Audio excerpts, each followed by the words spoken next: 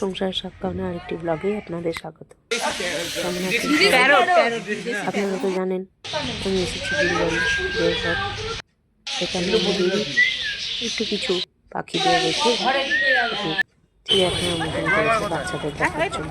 আর এখানে এই গোটা বিল্ডিংটাতে হয় প্রসাদ বিতরণ আমাদের আনন্দবাজার বলে। আমরা সেখানেই যাচ্ছি দুপুরে প্রসাদ নেওয়ার জন্য। এরা আমার কাকিমা, ভাইপো সবাই রয়েছে। আর এইরকমভাবে এখানে না খেলাধুলা বসে পড়েছে। প্রত্যেকটা সিস্টেমই এগুলো খুব সুন্দর, খাওয়া খুব ভালো। বাঁধাকপির তরকারি, ডাল। আমাদের ঠাকুর বাড়িতে তো নিরামিষ তারপর সেখান থেকে গিয়েছিলাম দুপুরে খাবার খেতে। মন্দিরে প্রচণ্ড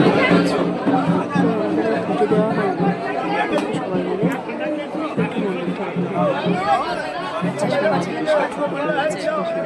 আছে আছে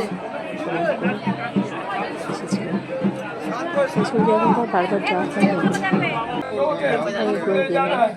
কিন্তু এত ভিড় মন্দিরে। কালকে তো ছুটির দিন ছিল, তাই এখানে